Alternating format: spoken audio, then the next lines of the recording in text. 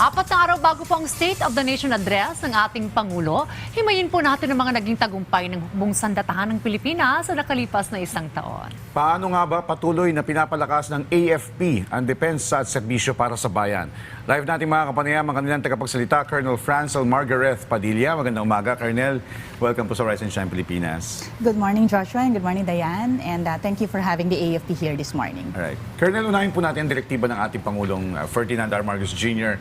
para sa buong AFP. Ano po ba ang nais ng ating Pangulo?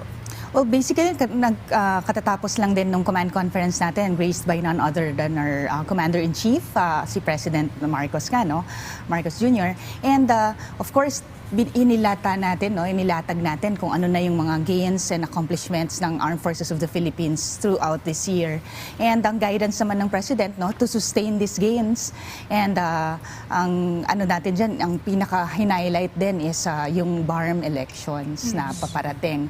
So this is one of the significant gains of the Philippines actually in the peace process, and yun nga, to make sure na maging peaceful nga ito. So makikipagtulungan tayo sa iba't ibang ahensya dyan as we continue with our internal security operations, transitioning to territorial defense, and of course, ang pinaka-importante dyan, yung ating mga humanitarian assistance and disaster response. Okay, speaking of gains, bukod po dyan, Colonel Padilla, ano po yung mga recent accomplishments ng AFP for this past year? Well, for the past year, tuloy-tuloy yung ating, of course, mission sa ating sandatahang lakas ng Pilipinas. So in terms of the internal security operations, Diane, meron tayong around 800 plus na neutralize sa ating mga CTG, communist terrorist groups. And ang magandang i-highlight dito sa accomplishment na 800 plus is 700 plus dito ay surrenderies. So makita nyo na when we open the doors of peace, mas pinipili nila na magbalik loob sa ating pamahalaan. So, yun ang magandang i-highlight, not the exact number, but of course, itong ang how this number, paano natin nakuha itong numero na to. So, with that, we also have our local terrorist group, na nasa around almost 100, and ang malaking numero din dito, surrenderies pa rin. And dito sa LTG, ang magandang ang i-highlight dito is yung, yung peace process natin.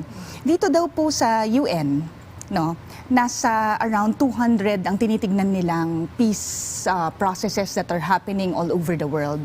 And ang pinaka-significant doon is itong Philippines. So even the UN is monitoring itong magiging hinatnan unang magiging election natin sa BARM.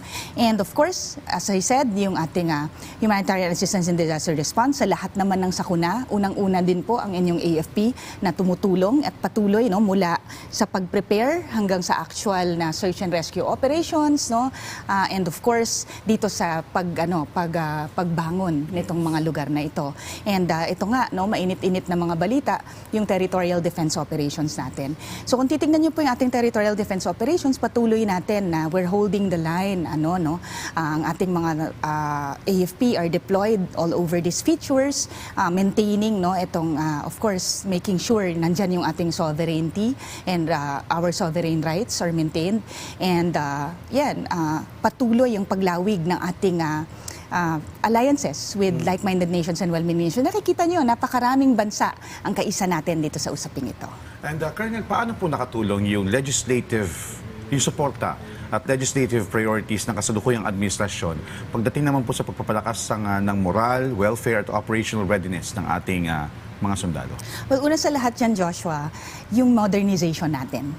So kung titignan mo, malaking tulong ang suporta ng ating policy makers dito sa pag-implement nga nitong modernization projects natin. And nakikita nyo nga na gumaganda na yung mga assets natin, and mas modern na nga sila, mas malalakas yung mga capabilities nila.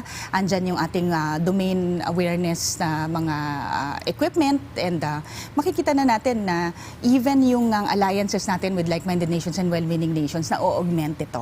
And katuwang yan, yung paglabas ng revitalized SRDP law, no, na priority ang indigenous materials and kung ano ang meron ng Pilipinas, no, yung self-reliance defense posture. Lahat ito encompassing sa tinatawag nating comprehensive archipelagic defense concept. So yung konseptong ito, in a nutshell nga, no, komprehensibong pamamaraan kung paano natin poprotektahan ang ating bansa bilang isang archipelago. So yun, sama-sama, tulong-tulong tayo, and malaking factor ang suporta nga ng ating mga policy makers dyan. Well, talakayin po ulit natin itong tungkol sa West Philippine Sea at tungkol sa exclusive economic zone ng ating pong bansa. So paano po napapalakas po ng AFP yung ating pong presensya at maritime domain awareness pagdating po sa pagprotekta po sa ating teritoryo? Well, Dayan, ang unang-una dyan, no, continuous yung presence natin dyan sa area. So we conduct regular maritime patrols, no, by air, by sea. Lagi yan, hindi tayo nawawala dyan sa areas na yan, no. And of course, all over the Philippines. Kung makita nyo nga, with the modernization, nandiyan na din yung mga equipment natin. And itong ngang shift natin from internal security operations to territorial defense, yung resources dito, na-shift natin towards territorial defense na rin, no. So we have more people on the ground, we have salient bases on significant points, no. Nandiyan na siya with the comprehensive archipelagic defense concept. Well, ito pong mga sunod-sunod na conflicts na naranasan natin sa West Philippine Sea at patuloy na agresibong aksyon ng China, kumusta po ang moral ng ating mga sundalo? High moral pa rin naman ang ating kasundaluhan, no? Ang mga tropa natin, no, on the ground, nandyan yung kanilang puso na talagang maglingkod dyan sa areas na yan, no. They are trained, they know itong mga rules of engagement, no, and they abide by them, no. Nandyan dyan naman tayo, we always support them. Ang buong Sandatahang Lakas ng Pilipinas, tulong-tulong tayo towards one goal, one mission, no. That is to protect our sovereignty and of course maintain our sovereign rights. How about naman po yung ating mga mangingisdang Pilipino doon po sa may lugar? Well, ganun din tayo, no? Nakikipagtulungan tayo dyan with other agencies as well, no? Ang AFP, nandiyan dyan, we're doing our maritime patrols, and together with the Coast Guard and the BFAR, lagi tayong nandyan sa area. Naghahalinhinan tayo and we augment and support each other dyan sa pagprotekta din sa ating mga mangingisda. So, ang ating mga mangingisda, patuloy lang nilang gawin ang kanilang hanap buhay and enjoy the resources that we have in our own waters. Okay. Now, speaking of presence, Colonel, from your perspective po, paano po nakatulong yung mga joint at multilateral military exercise tulad po ng mga balikatan kasama po yung ating mga kaalyansang bansa? So maganda yan, nakikita natin nga yung support nitong mas maraming nations towards our own singular goal. That is to maintain a free and open Indo-Pacific. Pare-pareho tayo ng gustong mangyari, no? So nakikita nyo dyan, nandiyan sila, bringing in their assets, their resources, augmenting us, no? And itong ang mga maritime patrols natin, kasama na din dyan, no, yung ating multilateral maritime engagements. And kung makita nyo nga, yung balikatan exercises this year was really one of the biggest. Dati, 2 countries lang yan, US and the Philippines. Now, there's 7 countries that are involved. And more and more nations are signing status of visiting forces agreements, and meron nga pa rin tayong RAA, no, yung Reciprocal Access Agreement with Japan. So, kung nakikita natin na ang mga iba't ibang nasyon all over the world, no, kaisa natin dito sa goal na ito. Okay. Nabanggit niyo rin kanina, Colonel Padilla, yung humanitarian assistance, especially ang AFP, naasahan talaga natin kapag may mga disaster, you're always there to help and give assistance to our fellow Filipinos. So how ready are we? Kasi syempre marami pa po mga darating na kalamidad. Ano po ang mga nakalatag pa po nating plano para po sa sektor na ito, ma'am? Well, sa modernization natin, no, malaking factor itong HADR. Kasi ang mission naman talaga ng inyong Sandatahang Lakas ng Pilipinas is to protect the people and to secure the state. So una dyan, no, yung ating mga kababayan. And meron pa nga tayong pinaghahandaan, yung the big one, no. So with all that, no, all the planning is in place. We are under the OCD dito, no, yung of course sila'y nagkukumpas din sa mga ganyan. And as we proceed with our modernization, kasama dyan yung mga equipment natin for HADR, no. And hindi lang equipment, of course the skill sets of our personnel. So meron tayong talagang mga specialized na units and personnel for different HADR operations. Okay. Well, we understand, Colonel, balikan ko yung sa ating to maintain our sovereignty sa ating mga karagatan. We understand na patuloy yung ating mga sundalo, pero paano po makikiisa yung ating mga kababayan para sabihin na ang West Philippine Sea ay atin po? Well, napakalaki nga niyan, no, yung role ng ating mga kababayan. Kasi yung suporta po ng ating mga kababayan gives us the fuel to really perform our mandate and our duty to the letter.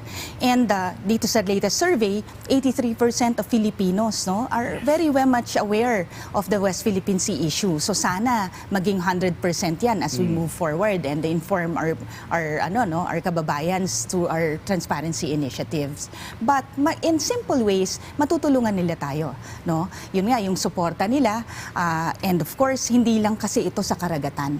It involves our food security, it involves our energy security, it involves our economy in general, and national security overall, no? And makikita mo, ito kasing mga nangyayari dito sa West Philippine Sea, nakikita din natin to even in the online domain, no, sa cyber domain natin.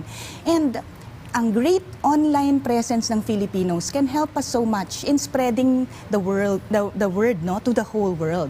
No, we are all one voice dito. Uniting factor ang West Philippine Sea. Ang West Philippine Sea issue involves the Philippines in general and the Filipinos overall. Wala ditong usapang politika, kulay, race, religion. Wala, no? Iisa lang yung sinasabi natin dyan, atin ang West Philippine Sea. And with that, they can help us in small ways stop the spread of fake news. No? Yung mga misinformation, disinformation, malinformation, pag nakita natin na mali na nga yung naratiba, wag na nating ikalat pa ito. No? And stop it from the source. And malaking tulong dyan ang mga Pilipino kasi lagi tayong online, di ba? So maraming paraan. They can also come and be part of the Armed Forces of the Philippines as reserve forces. Di ba? Sa HADR, sila yung nakakaalam dun sa mga areas nila. Di ba? So sila yung una din, no? First responders, and they are ating mga force multipliers for the Armed Forces of the Philippines. So in their own simple ways, there's a lot of things that our kababayans can do to help the Armed Forces of the Philippines. Lagi na sinabi, shared responsibility rin yan, ano? Yes. From AFP and for us civilians. Alright, panghuli na lamang, we have a new leadership sa AFP. Ano po ang ating direction with the new AFP Chief of Staff, ma'am? Yes, Dayan, no? We have our newly installed Chief of Staff Armed Forces of the Philippines in the person of General Antonio Navarrete. And yun nga, ang sabi niya nung unang nakausap siya ng ating media, mainit ang pagtanggap ng sandatahang lakas ng Pilipinas sa kanya. And yun nga, no? Agad po, he's already taking the reins and the helm of command. And we'll be having our command conference this afternoon. So makikita natin, no, yung mga thrusts niya for the Armed Forces of the Philippines. And we're really looking forward dito sa kanyang leadership. Nasabi naman din niya na ipagpapatuloy din niya, no, itong mga gains that we had during the time of General Browner Jr. And yun, after the command conference, we'll keep you posted kung ano talaga yung magiging mga guidance niya for the Armed Forces of the Philippines. Alright. Well, patuloy po ang pasasalamat namin at pagsaludo namin sa bawat Pilipinong sundalo. Maraming salamat po sa inyong oras, Colonel Francel Margaret Padilla, ang spokesperson ng AFP. Thank you so much for Maraming salamat. And plug ko lang, Yes, no, sige po. yung West Philippine Sea, atin ito, no, ang W sa puso, ipakita ng bawat mamamayang Pilipino, yung kanilang suporta din sa ating West Philippine Sea issue in general. West Philippine Sa puso natin Yes, yan. sa atin yan. Thank you very much, Thank Colonel you. Padilla. Thank you very much.